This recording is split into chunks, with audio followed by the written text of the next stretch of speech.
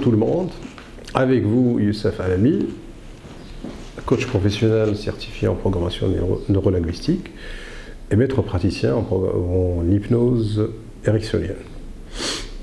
Aujourd'hui, nous allons parler de la phase ou de la période d'adolescence,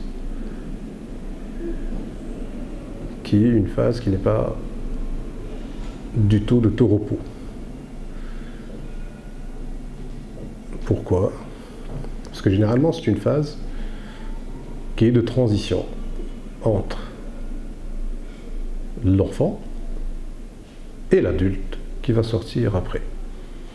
Avant cette phase d'adolescence, nous avons l'enfant qui était complètement sécurisé, tranquille, sous la protection de ses parents. Il ne se prend pas en charge, généralement. Cette phase d'adolescence vient, et donc c'est une zone de turbulence dans laquelle, qu'est-ce qui se passe? C'est que cet enfant-là va bientôt sortir et il y aura une éclosion d'un adulte. Sauf que cette phase-là, généralement, elle est agitée. Elle doit être agitée. Parce que dans cette phase-là, c'est comme si c'est une explosion d'hormones au niveau du corps de l'enfant. Donc la fille trouve que son corps change. L'homme ou l'enfant aussi voit que son corps change de manière, on va dire, exponentielle, parce que là, au niveau de la taille, ça change rapidement, pratiquement une dizaine de centimètres par an. Et puis, ben, c'est un homme, une femme qui va sortir après. Maintenant, comment gérer cette phase?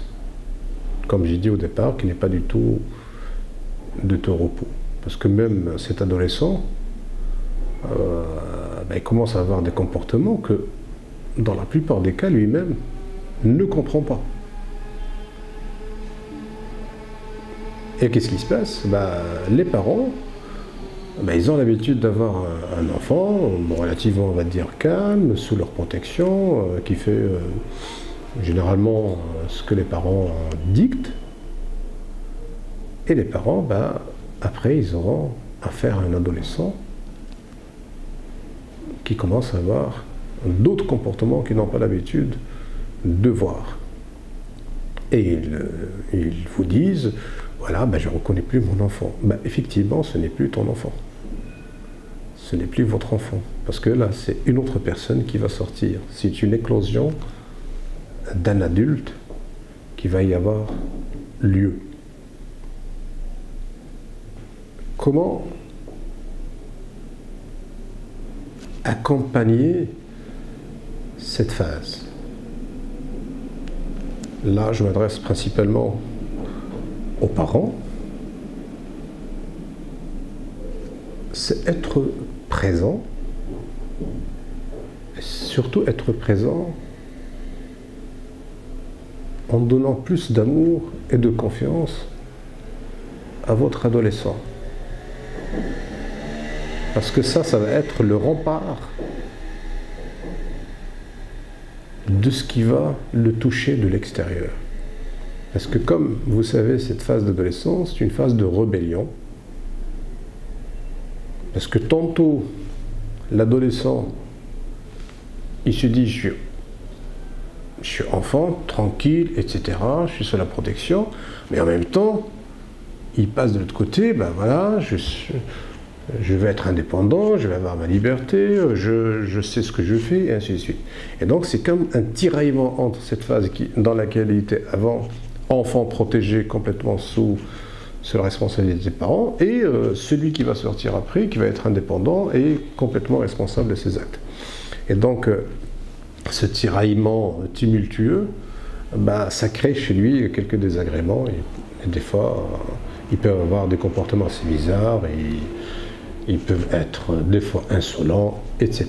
Ils peuvent aller voilà, essayer des choses comme la cigarette, la drogue, l'alcool ou autre chose. Pour les parents, le plus important, c'est être présent, comme j'ai dit tout à l'heure, d'amour et d'affection, parce que cet amour et cette affection, si l'adolescent ne va pas la trouver chez les parents, automatiquement, il va aller la chercher ailleurs. La chercher ailleurs, c'est-à-dire c'est la chercher chez des copains et des copines qui vont partager, entre guillemets, la même souffrance que lui. Parce que lui, il a l'impression qu'il souffre, qu'il est incompris de la part des parents, donc je vais aller chercher d'autres qui partagent la même souffrance que moi. Et donc, si cet environnement à l'extérieur dans lequel je vais chercher ces gens-là qui souffrent comme moi, si ces gens fument, se droguent ou boivent de l'alcool, éventuellement, il peut aller, s'il n'est pas suffisamment prémuni de ça, il va aller le faire comme eux, parce que c'est comme un sentiment de loyauté envers ce groupe. Aussi pour les parents, c'est certain qu'à beaucoup de moments, votre adolescent va mentir. Va mentir, c'est parce qu'il veut cacher des choses, ou va mentir parce qu'il veut que son image que vous lui avez donnée quand il était enfant, veut la garder même en étant adolescent. Si on va vers la confrontation, oui, tu me mens, etc., ce lien d'affection, d'amour, risque de se casser.